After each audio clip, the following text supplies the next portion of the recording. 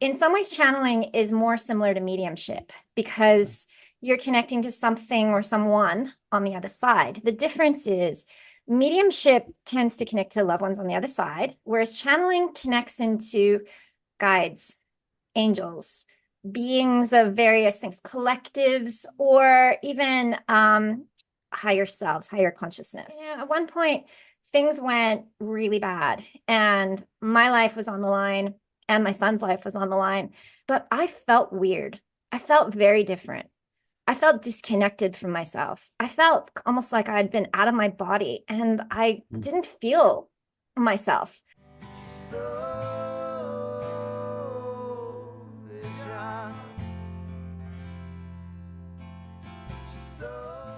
I want to welcome everybody back to another episode of The Soul Inspired. Today we have Yolanda Tong with us. She is a trans channeler. She's also had somewhat of a near-death experience, but also spiritual experiences, and we'll talk a little bit about that today. But thank you so much, Yolanda, for being on the show. And Thank you for having me. I'm really happy Happy to to have you be here. here. We had a little bit of a introduction before. I sometimes try to do that with my guests so that I get a little bit of a feeling of them, but then I find as I get into the conversation, it really takes off. So I appreciate you spending some time to talk to me. We we both talked to each other about the fact that you didn't have what we would call a traditional near-death experience, but you've had some experiences in your life, and also you're a trans channeler. So I want to find out about that. But I usually Yes. generally start the conversation with everybody, and I look at the life of Yolanda, and I look at when was the first moment in your life when you realized there was a little bit of something different than the average person. I think we all have gifts, but you at some point maybe changed. I think you may have said your 20s from what I read in your bio. I Yeah. don't know, but Yeah. if I could get a little bit of when that was and a little bit of who you were up till that point, what was your life like? Okay. So I was your pretty average kid. I didn't have any of these experiences. I didn't have intuition stuff going on. But I was someone who always felt like there's something I'm really good at. I just need to find it. And I was always kind of looking for the thing and never finding it. Um, I also want to say that I grew up in Canada, and my father was very religious. He was Pentecostal, and he was very insistent that I grow up in that religion. So, Sunday church and all of that, and, Bible stuff. And so my connection to the spiritual world was through the Christianity, and so that's all I knew, and that's all I thought was out there. I was never exposed to anything psychic or anything like that until I was about 21, 22 years old. And I was in university in Vancouver in Canada, and a friend of mine was having a 21st birthday party. And she said, "Guess what? I've invited a psychic." And I'm like, "A psychic? What?" I've never seen a psychic. They're like bad, aren't they? Aren't they like evil and terrible? By this point, obviously, I walked away from my father's Pentecostal religion, going, "Yeah, I don't think this is for me." So I sat down in front of this psychic, absolutely terrified, like, what's she going to do? And she knew so much about me. And obviously, she was also a medium, and she brought through family members who passed over and knew things about them that only I knew and that she couldn't have known, and blew me away. But then she said something. She said, "You have the gift to do what I do. You can do what I do. And one day in the future, you're going to be sitting here in my chair telling people about their gifts too." And that changed my life because I was like, "What? I can do what you do? I can't, what?" How come no one told me about this? Why did I not know this existed? And then I started digging. I started reading books. I started asking questions. But it's not like I was having any experiences, but I was like, there's something here. I know there's something here. She's not wrong. I have to figure it out. So then we fast forward a little bit to a few years later. When I finished university, I moved overseas, and I've never moved back. So I was living in Tokyo at the time, and just trying to find books on the subject to learn. And in Japan back then, this was a long time ago, there wasn't a whole lot available in English. And I found this book called Opening to Channel. And it's the whole point of it is to connect you to your spirit guides, because I wanted to connect in with my loved ones. I wanted to connect in with these so-called guardian angels that were helping me. So I went through the book, read the book, did the exercises, and started channeling. I just connected. It was easy. And I was like, oh, that was easy. Like, why didn't I find this book sooner? And so I just needed someone to tell me what to do and how to do it, and I could do it. So for me, I guess my story is typical, but also not typical in that for years I thought because it came so easily for me, it came easily for everyone. And so I kind of Mm, dismissed it as no big deal. Like, oh yeah, it's no big deal. Everyone can do this. Just read this book. right. It took a long time, many years later, for me to acknowledge, actually, not everyone can do that. And not everyone can do it so easily that I do have a thing here. And then I found out years later, my mother went to some sort of a family gathering and she was commenting about something about her intuition was telling her this. And my mom's family said, oh, you've got that family intuition thing. We've all got that. They even had a name for it. So it seems this gift runs in the family, but Mm, it was never talked about because who talks about these things? You know, back in the 50s, 60s, 70s, no one talked about this. Even in the 80s, it was just not something that was spoken about. So my mother had some really incredible psychic moments as a kid, and that was really the closest I came to it. Sometimes she just knew things out of the blue, and I was like, how did you know that if you didn't start running, you were going to get hit by that truck? Like, how did you know that, Mom? You know what I mean? And so sometimes she just had these moments. But of course, I just dismissed it as a coincidence or, it just happens that way. But it does run in my family. And it's become very clear it runs in the entire family. So now I'm just like, well, let's change that. Let's get these kids, the next generation, a little bit more connected to it and not having to go through my experience of going through the first 20 years of your life thinking, you know what I mean? I know there's right. something out there, but I don't know what it is, right? Yeah. I was gonna say that would have left you feeling somewhat confused. I have again, when that's what was going on in my life is that I just had these moments of feeling kind of alone, like in a lot Yeah. of things. And as a child, because I had some differences. I wasn't channeling, but I had Yeah. these moments that I was telling my mother, even younger than the age I can remember, that like I was mentioned, I was seeing colors and stuff when I closed my eyes around people, and it was just bizarre things that it's funny you mentioned that you thought everyone did the same thing with the channeling. That Or was kind of could. my Yeah. thought process when I was little until I got older and started sharing it with friends. And they were kind of looking at me like I was crazy. Like, what is Yeah. that? And so then I'm like, oh, I'm just kidding. Like, I mean, I didn't, I Well, don't know. I'm just joking. but So it's still happening. My son goes to school and talks about things, and his friends are like, that's not true. And he's like, yes, it is.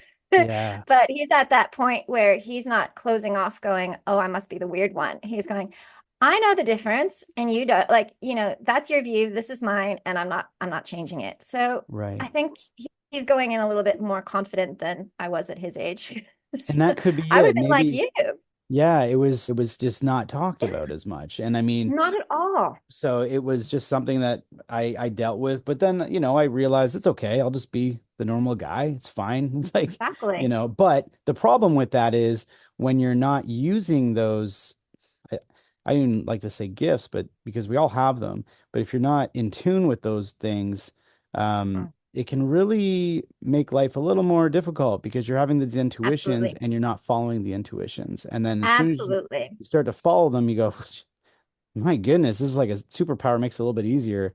And right, do you agreed? Exactly. And not just that, I see it as kind of a bit like a muscle. When you haven't used it for 20 years, it doesn't work very well. But then, the more you use it and use it and use it, it gets stronger, it gets clearer, you trust it more, you learn how to use it at its best. And then it just gets better and better and better. You know what I mean?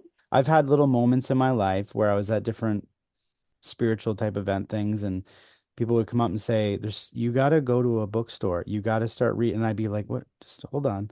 Like I wasn't even telling anyone I was into this stuff. I was just there. But they're like, you if you want to you get your abilities going, you need to start reading. And I never did. And I even to this day I haven't. And here I am talking to spiritual based people on my podcast. And like I said before the podcast started, there's definitely an influence going. I don't have to read the books. It's there's an Yeah, influence that's happening. And so you had a religious upbringing with your family. yeah, father. And Yes, it seems like a lot of times when people are raised in strict religion, it kind of turns them off.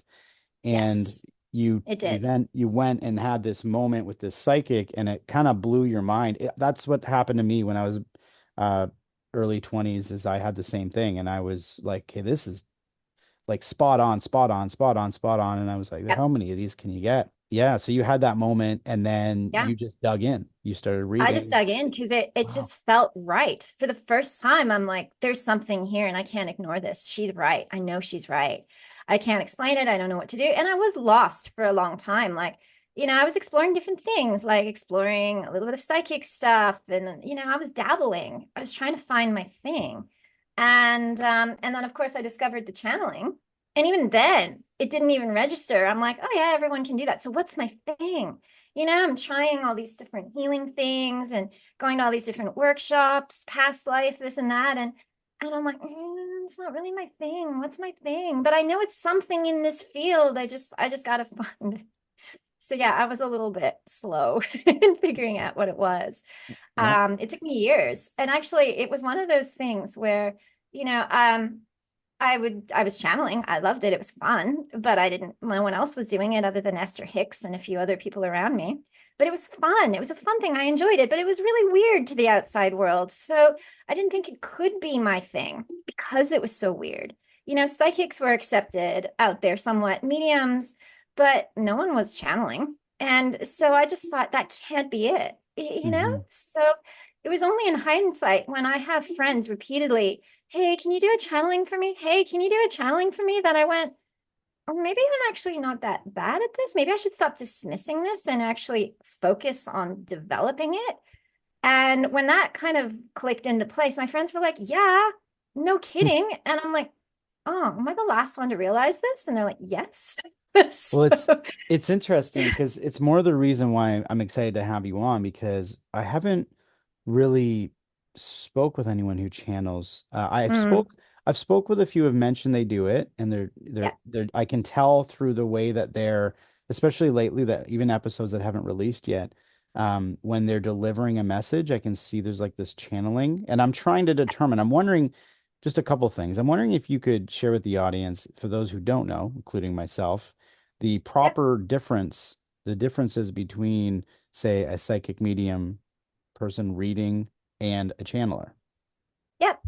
So, a psychic is someone who tends to kind of blend their energy with yours, and then they kind of, pick out what's needed to help you. Now, some psychics do predictions, for example, or some psychics just come in and bring through information to kind of help guide you on your path.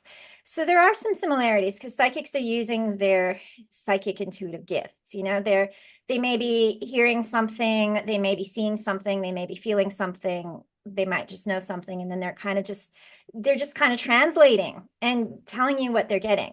Now, mediumship obviously is when they are connecting to a loved one on the other side. And mediumship specifically is when there is someone who was on this earth plane. They were a living, breathing human being. They cross over and they are now being connected through. Now, in some ways, channeling is more similar to mediumship because you're connecting to something or someone on the other side. The difference is mediumship tends to connect to loved ones on the other side, whereas channeling connects into guides, angels, beings of various things, collectives, or even higher selves, higher consciousness. So it's kind of if they're connecting to a loved one, that's mediumship. If they're connecting to something else, that tends to be more what a channeler does. Does that make sense? It does. That's interesting. So you're connecting with spirit, but Yes. you could be connecting with spirit that isn't a human, at all. You could be probably angels or Correct. what the different, Correct. okay, It could so have a form, it could have a non-form. You might see it as looking like something, or you could see it just as an energy. So that's sort of the main difference. And again, when I'm channeling for someone, like if I was a psychic, I'd be kind of connecting into your energy, tuning into your energy, blending into your energy. But when I'm channeling, I'm not connecting into you. oh, I'm connecting into them. And maybe hmm, they're connecting into you, but the information is coming from a higher place for you, about you. It's not coming from you, the human you, or your energy. And that's another difference between the two. So as a result, a lot of what comes through channeling tends to be bigger picture. It tends to be guidance and clarity, and not so much about the future. It's not predictive. It tends to be a lot of support, another sort of perspective. It quite often is just another perspective on you that maybe you haven't seen, to help you move forwards in your path, or sort of maybe resolve some things in your life. So it's a little bit different. It tends to be, I mean, it can be very specific, but it can also be a bit more broad spectrum, more general guidance and advice that might take a bit of time to kind of sink in. It's like mhm. sometimes with psychics, they might say something that's going to hit you, and channeling can do that too. But sometimes it's with channeling, the information is something that you kind of have to absorb a little bit to Okay. really get the fullness of it, if that makes sense. Yeah, would you say then that with channeling, if you're speaking to a channeler, sorry, and Mm. they are giving you a message, there's likely times when you walk away from that, not confused, but you've taken it in, and then as time progresses, there's an unraveling of what the message was, Yes, more so than just going to absolutely. a psychic where someone is saying, Yeah, your grandmother's here and she loved red dresses, and yeah, okay, and then there's, and that's great because yeah, that helps clarify who you're speaking to. And it, if yes, someone's seeking, say, like a belief type system, that can really yeah, help. A psychic can really help with that. But with yours, yes, it's here's the message that I'm getting, and in time it may start yes. to unravel. Am I Absolutely. And I find that with people as well, that they'll, like, when I channel for them, they'll get a layer out of it, and then they'll listen to it again and they'll get another layer out of it. And then maybe 2 months later they'll listen again and get another layer out of it, of information or things. Because as time goes by, it starts to click in, it makes more sense. Because also I find with channeling, it can also be quite transformative, in that sometimes some of the information, it almost, it's like it kind of wakes you up a little bit and kind of gets things moving around, and you kind of shift from it, and you start to see things a little more clearly. And so I do feel it has a bit of a transformational sense to it, and that's also why some of it takes time for it to become more clear. And sometimes people will say to me, I'm curious to know about this, and I'll share it. And they walk away going, I don't know. And I'm like, give it some time. And they'll message me 6 months later going, took a while, but I see it now. It's like, mm, it yeah, needed time to unravel. I needed time to see it. And some things needed to happen so that I could clearly connect into that message. And now I've got it. So that's what I wow, mean by it tends to interesting. be bigger picture, because so often we're so focused right here on this little part of our lives, what's going on today. And oh my gosh, this big deal.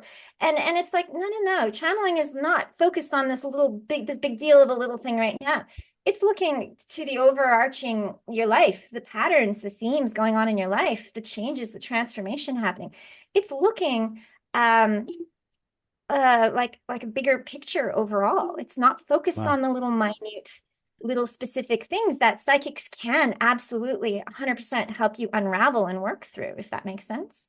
Yeah, absolutely. There's two questions that come to mind. Now, I want to make sure I get them both out before I forget them.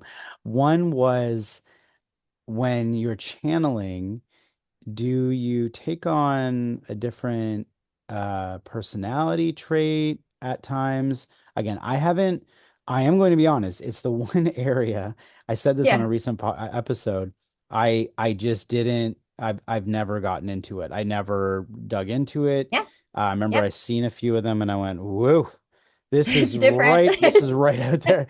And it kind of made me feel uncomfortable. It almost made me feel uncomfortable. So I didn't, And uh, I get that. it Yeah. made me uncomfortable too because it Yeah. was so weird. And even me, Mhm. like I couldn't tell my family for years because I was just worried they were going to be like, "What if are you schizophrenic?" So I was also really like, not wanting to be put in that category because Right. I could feel that what was coming through for me was very loving, very supportive, and wasn't saying horrible things. But I do want to say this about, I guess this is the difference between trance channeling and conscious channeling, because I feel like there's kind of two kinds of channeling.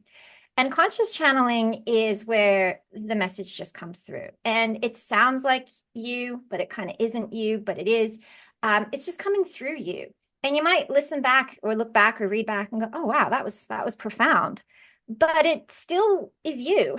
You know what I mean? And I have a feeling you've had those experiences on multiple occasions where you've just gone into some kind of a altered state or a slight trance or a hyper focus, because that's often what channeling is. And you brought something through and read back and gone, wow, that was fantastic. I can't believe I just did that. So that's conscious channeling. And obviously, a lot of people in this industry are doing that more consciously of like, I'm just going to connect into this guide over here, this angel, and I'm just going to bring through this message, but it still sounds like them. So that's conscious channeling. Some people do it with their eyes open. Some people just close and their eyes tune in and just out comes the message. Um, the other difference, I guess, between channeling and psychic is psychics tend to translate the information. Channelers don't translate. They literally just kind of move off to the side and just let it come out in real time. So Mhm. that is the other difference. It's coming out in real time. You're not stopping to think about it. You're not going, what does that mean? And can I say that? Or, um, how can I repeat this so that it means something? It's just out it comes. And the difference, I guess, between a conscious channeler and a trance channeler is trance channelers get out of the way and let the spirit kind of take over. And they don't just come close, have the spirit come close. The spirit comes in and whatever it is comes in and takes over the voice. Now, obviously, as a trance channeler, I still have full control. I can be like, I'm done here, you're out. And they Mhm. obviously always respect that. But basically, my experience of trance channeling over the years is it's not so much now, but I would just kind of step off to the side and sit back like watching a TV show, listening to what's coming out of my mouth, going like, I can't believe I just said that. Whoa, like, where's this Right. information? Like, Right. like I could not have known that. I could not Mhm. have known that. Like, wow, this isn't what I expected. I mean, I know nothing about people, and then I can talk for an hour and a half, and I Interesting. normally can't do that. So, the trans channeler also with many trans channelers is as part of this spirit coming all the way in and taking over. Their voice often changes, their vocabulary changes, the energy changes, the tone changes, sometimes even the accent changes. Mhm. Um, and you get some channelers out there that will start channeling in an English accent when they themselves are American. And you're like, how do you do that? So I started out as a trance channeler. And in the early days, it was the only way I could channel. I couldn't conscious channel. I couldn't do it. It was either all in or nothing. But over the years, I've been trying to develop the conscious channeling like what many people do. And it's been a journey of learning and developing, and I'm getting better at it where I can channel without sounding like some strange being. So now I'm kind of like a sort of somewhere in the middle between sounding really weird and sounding like myself. But definitely vocabulary changes, energy changes, and all of that stuff. So it is weird. I will completely admit it was weird. It's just different. It sounds different. It feels different. But in my experience, it's been very transformative. When you have this bigger picture information coming through, not just for others, but like for me, for myself, it's like, oh, when you actually act on that information and take on some of that advice and like, oh, yeah, that is a pattern. I am going to work on that. I am going to try and change that. I did change. My life's changed a lot because of the channeling. Not because I'm channeling for others, but simply because of what I've learned through the channeling and what I've experienced through the channeling and what I've done as a result of the channeling I've received, if that makes sense. What fascinates me about everything you said a bunch of things. So some of us, there's some of the audience, there's some people that just follow the work I'm doing, knows I'm a singer-songwriter as well. Yep. And I started writing at age 11. And when I was writing, I wasn't the type to want to sit down with a pen and a paper and start putting down ideas. I've never been that person. Instead, I would play a few chords. I would start to feel the music. I would go into what some may consider, I don't want to call it a trance, but you're going to the zone, as a Yeah, musician. it's the So zone. any Yep. musicians out there can probably relate to this. You go into this place. And the difference with me, and there's plenty of artists that do this, is I remember one time I watched an interview on Sia, and I thought I was the only person who did this for years. And then she came on and said they asked her to show how she writes. She said, "Oh, I'll start playing a few piano chords," and then I just go and it just comes out. And I went, "That's me," because I would just start saying everything that would come out, and then I would listen back and go, "What did I just say?" And then it would make sense, or it would make Yeah. 90% sense. I maybe sometimes have to go in and Yeah. think, what was I trying to say? And just kind of Yeah. just, and so even though I'm not channeling, I Well, don't know. not like I that, don't know. but Like in a there's way, you there's a are conscious accessing, way of there's doing that.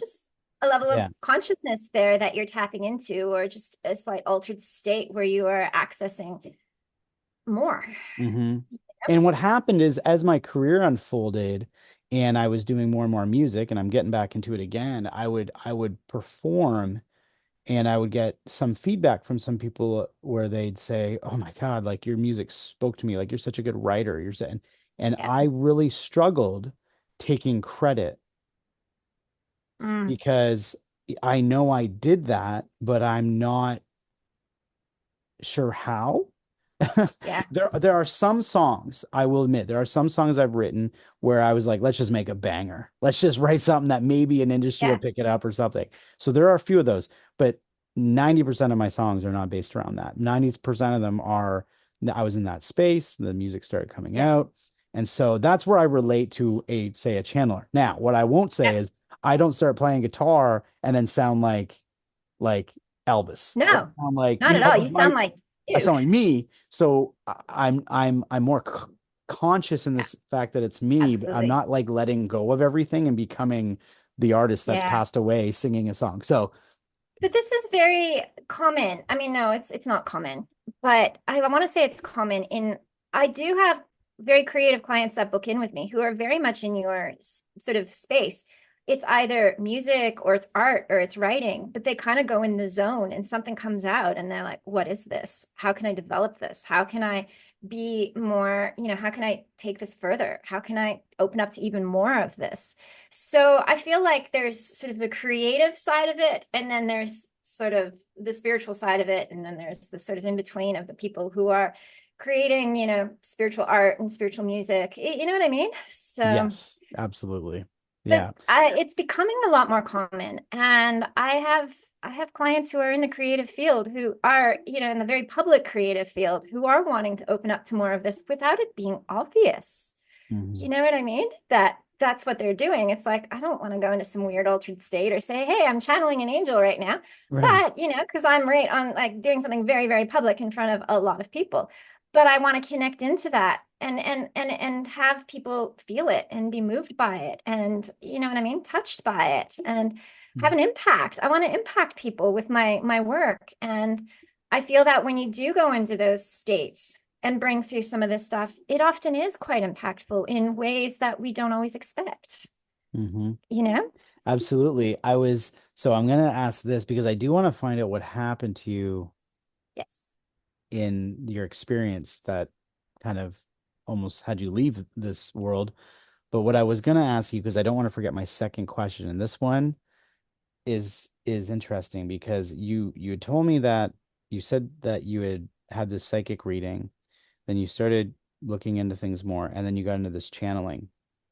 Yep. So why the channeling? Why was it that that came up? Was it because of the ease? Like, did you just happen to go to a bookstore and say, "Hey, oh, channeling, what's that?" Or I'm just curious because I would Mhm. think, without even knowing yet, and maybe I'll be wrong here, that you always had a feeling that you could do that, and maybe this book brought that out, or how did that happen? I'm not not really sure. Literally, it was just, I really wanted to connect into more the spirit world. And that book was one of 50 available in English on the Amazon Japan website. I was in Japan and I bought it. And I don't know what it was about that book, but it was almost like it's something in me was like, buy that book. So there was an intuition there, which was still faint and trying to develop. But um, I don't know why channeling. And part of me rejected it for a while. Like, why of all the things it has to be channeling? Why can't I be a healer or a psychic? And I tried to be a psychic. I really, really did. There was a time in my life where I'm like, I don't want to be a channeler. I want to be a psychic. And I was taking some courses and developing it. And it just wasn't working.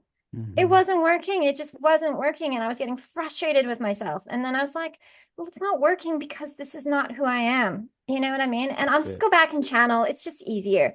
So Okay. for me, it just came easily. It came naturally. It came naturally. And that's what I was trying to get you to say that Yeah. just because I'm looking at it from the standpoint of, again, with my writing, it was always just, people would Yeah. say, and now I teach writing and I do teach people who want to write, not just feel right, not just Yeah. freestyle. I call it freestyling. And Mm, it's difficult to teach that because it's not my passion. My passion is to freestyle, but I'll still teach it yeah. because I understand the concepts of music. So I can put it together. But Yeah. I wouldn't choose that. Like you wouldn't Yeah. choose psychic, you would choose channeling Exactly. because that comes natural. My freestyle comes natural. So that's kind of what I Exactly. was trying to go with that because I'm sure there's people out there that think, "Why did this person get into channeling? It's so strange." Like there's judgments, And right? People have automatic judgments. absolutely. And I'm just thinking, what would, I'm always trying to think Yeah. for the audience, and probably my audience is probably quite lovely. They're probably Yeah. like, I'm not thinking that way, Joe. But you just never know. Someone might think, why did she choose channeling? Because it is Yeah. kind of that I don't want to call it woo woo, but it's kind of that odd area of the whole spiritual realm of Yeah. things. But I'm thinking it's becoming more accepted because I'm seeing it more. Yes. I'm seeing And it a lot more. And yeah. and even when I first began, there were so few of us out there. And yet in the last 5 years, it's just like more and more Mhm. people are just finding they can channel or discovering they can channel. And even the process of people learning to channel seems to be getting easier. And there's more courses out there. It just seems to be expanding like really quickly. Now I know that you had that experience with the psychic and that kind of started everying. Did that have Yes. anything to do with this experience that happened to you with Yes. into I think I So read it was 2009. Would you really explain what happened there? So I'll just give a brief overview. So obviously, for years I was just playing with the psychic thing. I was just playing with it. I was working in the real. I was working in education actually, and I was just playing with it. It was just like a fun little hobby thing that I was doing with my friends, and I was doing it 2, 3 times a week. But I also wasn't taking it seriously. Like it was fun. It was playing. It was playing. Um, but I never wanted to, like my friends were like, I want to, become a professional. And I was like, I don't, I just want to have fun. Um, but then I got married. So I immigrated to Australia. I got married and then I got pregnant. And I thought, yeah, I'll go back to work and I'll just keep doing this channeling thing for fun on the side. So everything went fine until delivery. So I had a really terrible birth. I actually had a very traumatic birth. Both me and my son. I say we had a traumatic birth because it Mhm. was traumatic for both of us. It was a very long labor, and I was induced, and I had two epidurals, and they didn't work, and I was in a lot of pain. And at one point, I started disassociating. I didn't have any drugs other than the epidural, but so in that sense, like I didn't leave my body, but I wasn't really present. I was, at one point, things went really bad, and my life was on the line, and my son's life was on the line. And they had called in, like this was at probably 11 o'clock at night. They called in the top obstetrician to come in to fix things because it was going really bad really fast. And I remember at one point, I just was in a lot of pain, and the room filled up with a lot of people. There was just a lot of staff people. And I'm just like, is he out yet? And they're like, my husband's like, no, no. And he's stressed because he's like, oh my gosh, you know what I mean? Yeah. Like the baby's stuck, it's not breathing. And there's all of this panic going on. And I just was completely disassociated. And after they told me, it was a close call for both you and him. I mean, he came out strangled, blue, and not breathing and needed to be resuscitated. And at one point they said, yeah, so your baby came out and he wasn't breathing and we needed to resuscitate him and we believe he'll be completely fine. And I'm like, oh, that's nice. You know what I mean? So the point I'm trying to Mhm. make is I did just, I guess from the trauma of it, I really disassociated and was for quite some time. Now, after when I left the hospital, I brought home a very clingy baby, traumatized baby that didn't sleep. Obviously, Mhm. I didn't sleep, but I felt weird. I felt very different. I felt disconnected from myself. I felt almost like I had been out of my body and I Mhm. didn't feel myself. I felt really strange. And my intuition was just off. I couldn't connect. Nothing was working. I felt broken. And it took about 3 months of that before I was getting really concerned. Like I'm worried I'm going to go out and get hit by a truck, not only because I am so sleep deprived, but because my intuition isn't working and I'm really getting concerned.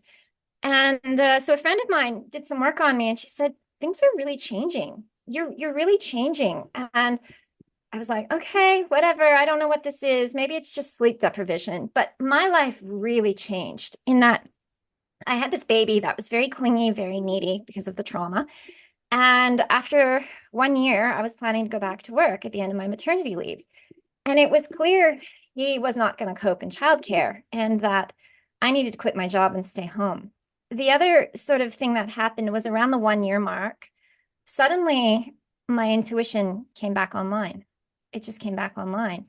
And it was different. It felt different. It felt really strange. Like, this is weird. And I got this sort of push to write a story. I used to write stories when I was in earlier days.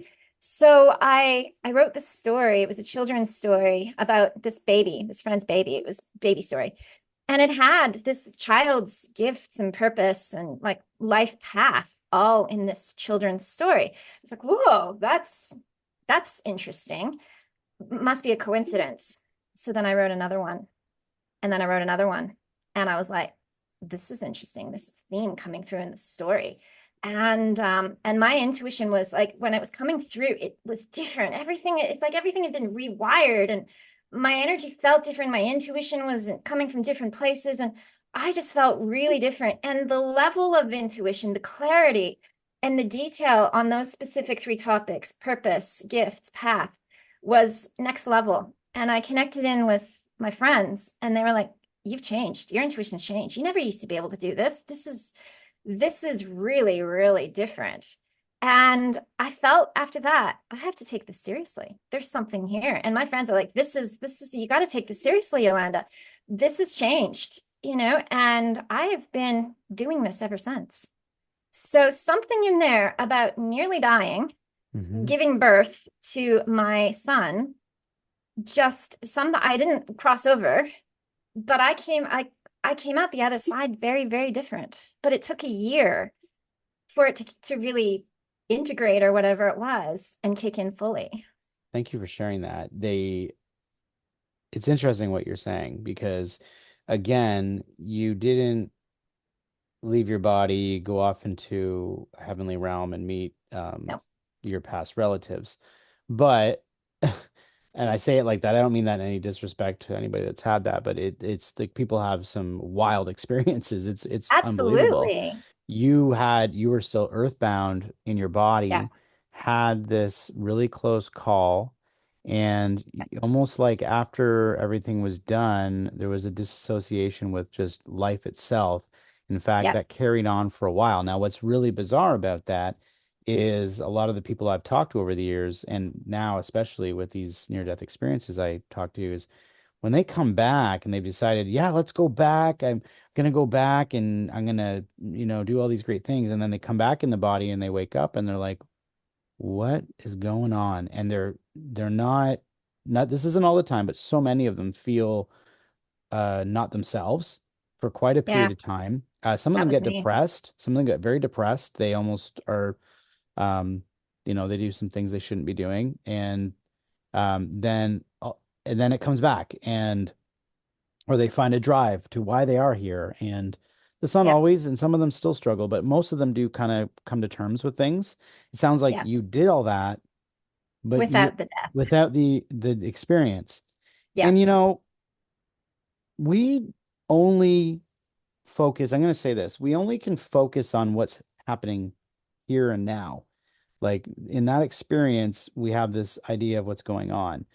And I've talked to many people where I wonder if they did have an experience, but they don't know. And I say that because Yeah. there are also the people who are 60 years old and all of a sudden they have the memory of when they were 12 and almost drowned and everything Yeah. just comes back. And they're like, "What Yep. what? Why do I know that now?" Now, I'm not saying you experienced that, but you don't know. You Yeah. don't know. And something Absolutely. something shifted you. And so that's Yep. why I'm saying, yeah, we're not talking about the experience you had, but that experience isn't the same as this. Me and you talking right now Yeah. is Yeah. not that same experience that people have when they do leave their bodies. Therefore, Yeah. if you are still grounded and you're looking at everyone and you're still looking at your husband and you're like, hey, I got to stay here. I got all these people. You're grounded Yeah. in, but who Yeah. knows what else is going on? And does that resonate? I'm sorry I've said Yeah, so much, but absolutely, it does. And, I was thinking about this today. When I was around the age of 20, I had a really bad car accident. And I was in my body. I didn't disassociate. I remember like the second by second replay of that really terrible car accident. And I remember going, okay, breathe, because as soon as you turn around, some of your friends might be dead. I was the one driving. And it was really scary. And I turned around and we all walked out of that car accident with just, some cuts and scrapes, and that was it. And it was amazing, given that we were rolling in the ditch and all of that. And yet I was very present, and yeah, I was a bit shocked, went into a bit of shock after that, but it didn't change my life. I didn't feel any different after. I just was afraid of driving for a while, right, especially right. on highways, because this happened on driving between Seattle and Vancouver on an interstate highway. And Mm, you know what I mean? Like, but yet this birth was also the closest I'd come to dying. And yet the whole experience, I wasn't really present for half of it. It's like I mhm. was kind of like high, except, except Wow. I wasn't even on drugs. You know what I mean? It was probably just all the hormones, but still. Um, Yeah, yeah. some people might say there might have been some hormone imbalances. I mean, we do know postpartum exists, all these different things, Yeah. and that can happen. So it could have been a little bit of that too. But I But wasn't depressed. when, I didn't have postnatal depression. I was actually yeah, just tired. I was mostly just r- tired. yeah, what I would take from it more than anything is this ideology that you said that when things started coming back, that your intuition Yeah. started to really take off in a way Yeah. that you hadn't experienced in the Yeah. previous time in your life. I believe we are all capable of being intuitive. We just have to Mhm. figure out how we do intuition best, right? Because for me in the early days, I'd have a thought pop in my head because I was quite audio. I'm a very audio person, as you Mhm. probably are as Me, well. me as well. Yeah. Very sound sensitive, right? Yeah. And I'd have a thought pop in, and it would be an intuitive thought, and it would kind of almost sound differently. It'd have a slight different tone, a different feeling to the thought, as opposed to like a thought. You know what I mean? And Hmm. for me, learning to distinguish the difference between an intuitive thought versus a head thought, it took a little while to actually pay attention and notice. And again, was that a thought? And other people, they get a feeling, and they get a gut feeling that has no words at all, and they have to find the words for it, and it's Hmm. like, and it can this is the tricky thing, is as we develop it, it can evolve, it can change, more can open. You know what I Right. mean? Well, it's And the same sense for some people say they start out as I'm learning about all the clairs, right? Clairaudient and they're yes, clairaudient. And all of a sudden now they're clairvoyant. They didn't expect that, but it starts to pick up or they're it starts clair to open up. yeah, it starts to open these things up. And I haven't gone down that. And Yeah, but like I said, speaking with different people, there's kind of some influence that starts to happen. And it's not, I don't mean people are pushing it, but it's the more yeah, it's like anything, right? The way I look at all this stuff is we're here learning, right? And yeah. if you're not learning about something, you're not going to know it. It's like if you want to learn Well, how exactly. to build a car, you have to learn how a car works. And Yes. so if you're not developing that, then you'll never know. So I'm a big promoter of just playing, not taking it seriously, and just yeah. experimenting and playing. I mean, that's what I did. And I mean, some people like to just find a course that works and do that, and I get that. But for me, just playing showed me I'm good at this. I'm not so great at this. I love this, and I can do this. but I'm just like, it's not my thing. You know what I mean? And Yeah. it's good to have those experiences just for ourselves and just to be stretched in different ways to see what we are capable of, because we don't always have opportunities in our everyday life, you know? Hmm. You've So had all these different experiences, and I'm sure there's tons of things you can think of over the years that kind of even surprise you. And one question I tend to ask most of my guests, especially if they're going down this route, this type of work, did either the experience you have had with the intuition coming up after the close call with your son, that either that or the diving into channeling and feeling something different, did it change your fear around, or did you have a fear around death at all? I did. I had a fear around death, and I think part of it was my upbringing, Christian upbringing. I had the fear of judgment. You know, like Judgment Day, and you could go to heaven or you could go to hell, and all of that stuff really drilled into me. And I was actually very scared of death because I was scared of being judged. Mm, And so I was. And it was a long process for me to kind of undo that fear. Even when I was first starting to have some sort of like mediumship like abilities where I was connecting into loved ones, I was absolutely terrified in the beginning because it's like, you know what I mean? I grew up in a world where haunted houses and, demons and like to me, like the world around me made me scared of it. And as I was developing this stuff, like obviously I with mediumship, I learned, there with family crossover that there is no judgment day and there is no heaven and hell. And that was very reassuring for me, but I was still afraid. And I actually had to work on it over period of time, quite a large period of time, bit by bit, let go of that fear of dying, fear that it was going to hurt, fear that, it was I was gonna miss out, or fear that I'd leave things unresolved, or all these little fears, and some of them were actually really unconscious. I had to work through them, and I actually reached a point where I was like, if I want to move to the next level of my growth, I have to let this fear go completely. And I mhm. did. I did eventually let it go completely, and now I'm like, whatever. If I go, I go. Whatever. You know what I Right, mean? right. And Yeah. now I'm at a place of I don't fear death. I'm not afraid of it. In fact, if people do that, you'll miss me when I'm gone. I'm like, but you'll probably still pop in and say hi. So it'll Mm, be fine. I'm at that point where I totally am okay with it and accept it. And I don't grieve the same as other people as a result. I've mhm, just noticed that when loved ones have passed over, I'm just like, okay, I miss their human self, but they're not gone. So I mhm. just miss the human, but they're still here, just in a different Different level form. of here. Right. Yeah. So it's Interesting. changed. But it didn't change overnight. It was a Right. It process. took time. And so one thing that came to me, because as you were talking about that, I immediately started envisioning the what you went through again with the close call with your son. And Yeah. it reminded me of some other individual I've talked to where they did have a near-death experience. And up until the moment of their close call with death or their death, there was, panic or whatnot. There was things Yeah. that were going on. And then there seems to be this form of ease that overcomes them. And Yeah. that's where I start to question, because I look at the human body and our instinct is to fight, is to Yep. survive. So Yep. what is it, I question all the time, what is it that switches us over? And in your description of the way you were feeling when they saved your son, you were somewhat in that space, if you really think Yep. about it, because you weren't Yep. sitting there like freaking out, like, oh, save me, save my. You Yeah. were in a state of whatever, like it's Yep. almost like a giving over.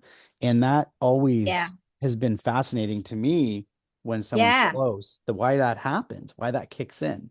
But I didn't know I was close to death. I didn't know I was bleeding out on the other side. Right. But they did. I They they did. did. Yeah. I didn't. There's Right. panic in the room, and normally I'm quite a sensitive person, and if people around me are panicking, I'm panicking, but I was not See, connecting in and see any of it. that part there is just to me that Yeah. speaks volumes.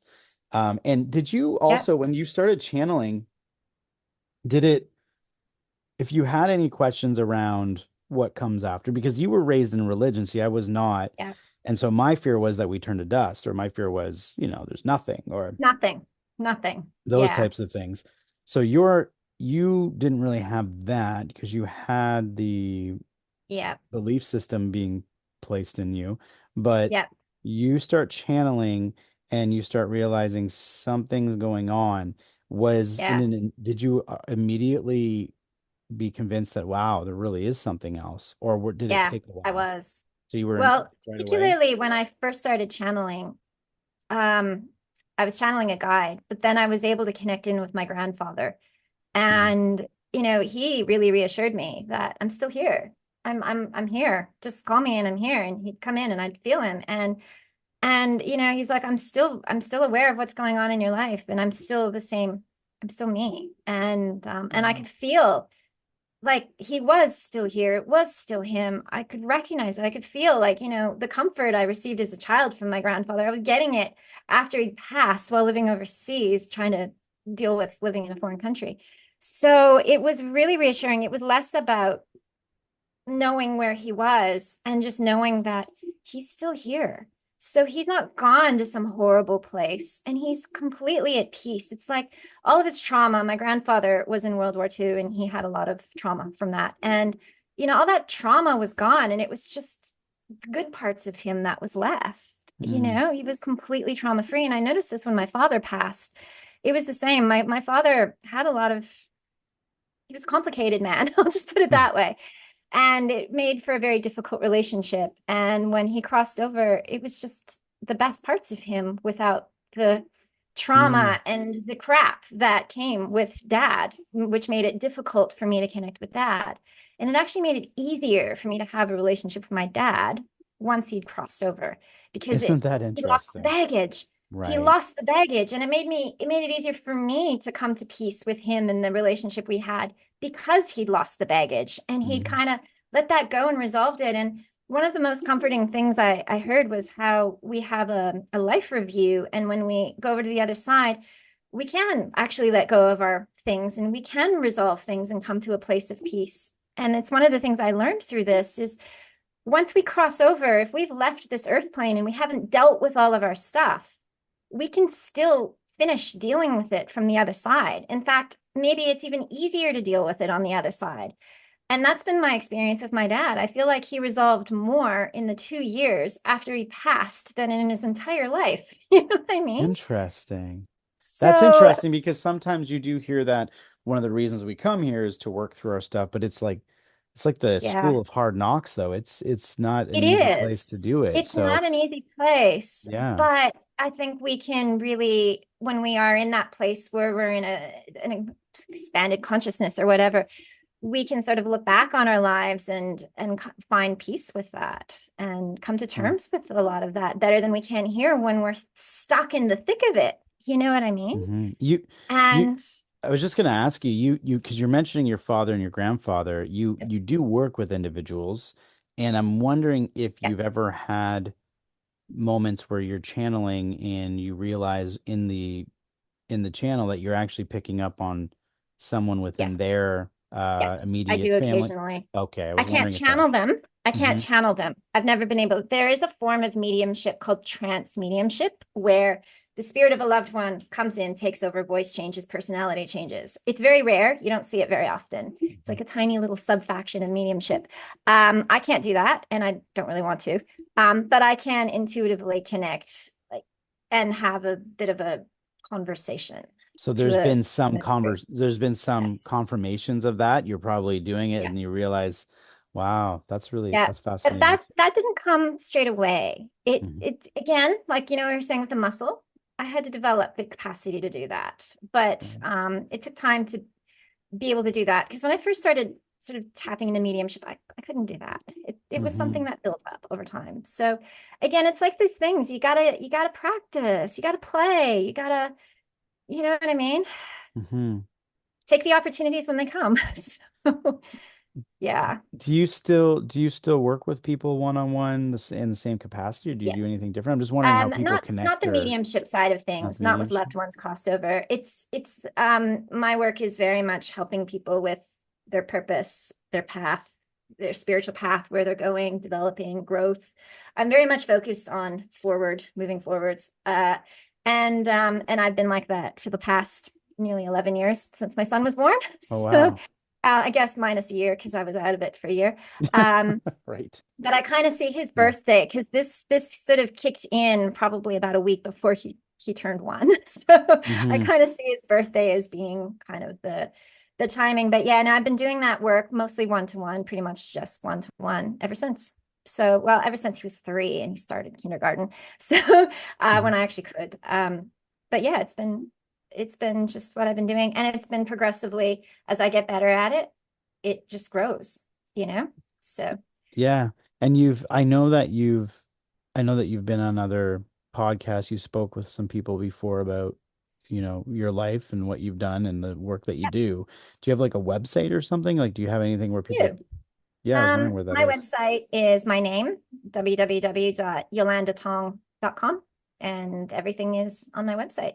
So, That's great. I can put that in the show notes. Do you think that if you look at what you're doing, right? So the work that you're doing, have you hit a yeah, space now where I guess I'm asking it this way.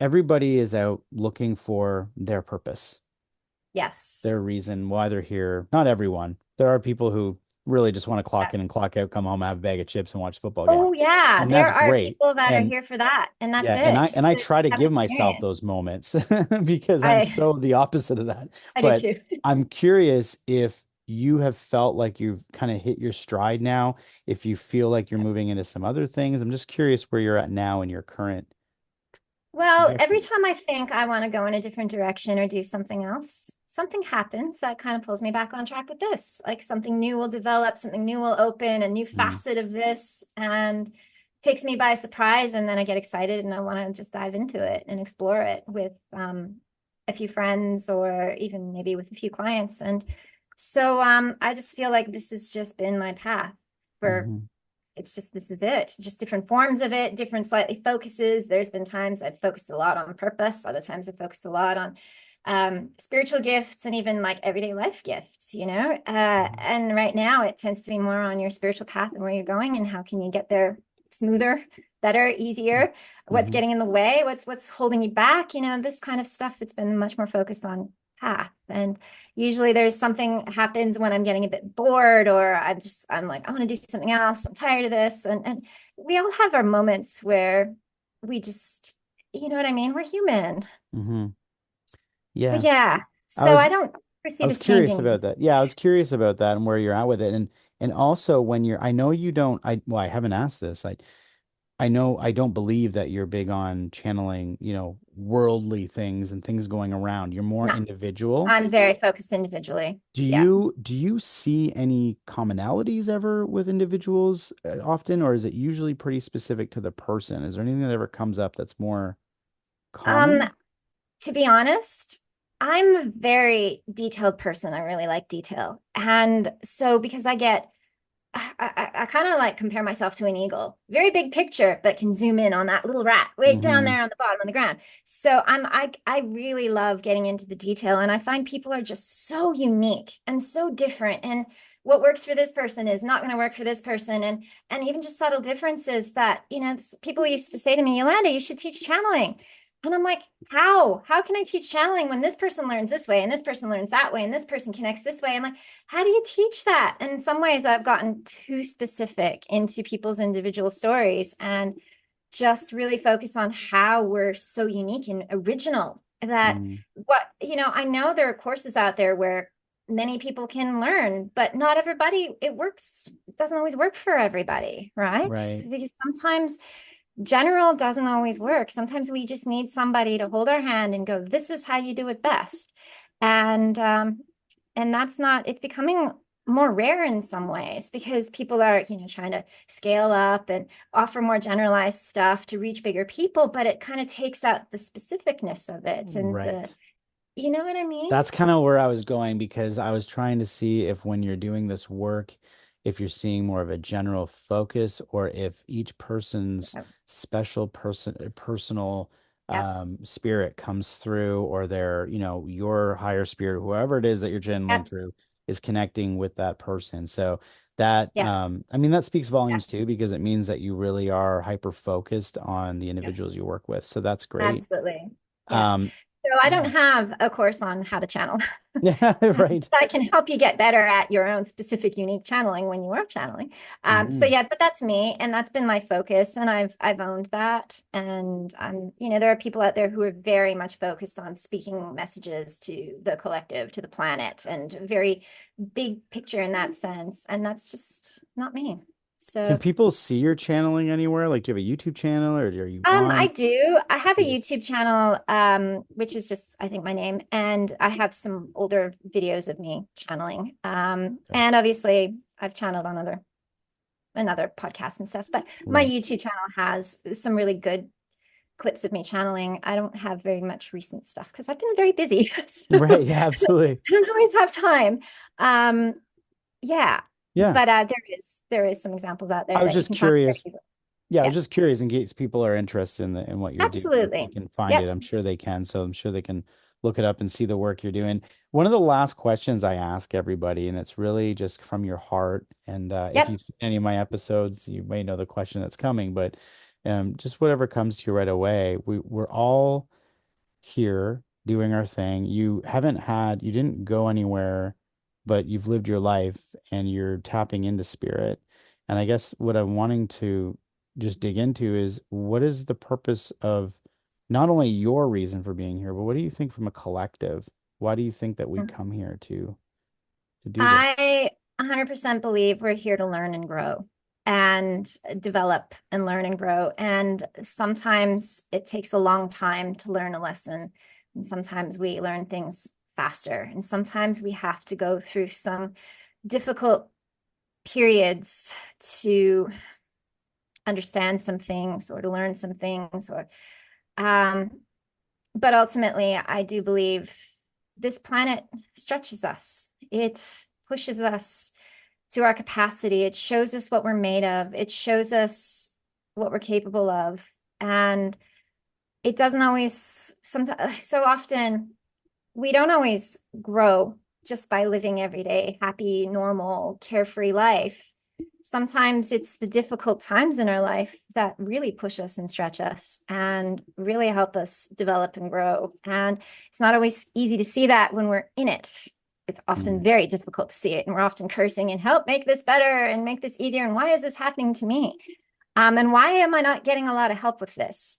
But when you come through it, you're different, you're changed. Maybe, you're changed in different ways, but you've learned something from that. And um, I do believe we are here to learn.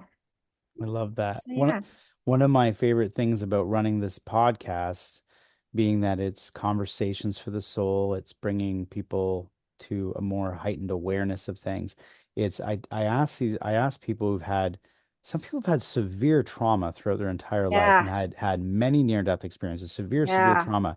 And yet when I ask them the question of why we're here, they'll say something similar, that we're here to learn and to learn through the difficult times. And I think, yeah, wow, isn't it absolutely beautiful how resilient we are as human beings to be able absolutely. to go through such hardships, but then to even Yeah, say those words after, that we're meant to yeah, go through these hard times to learn.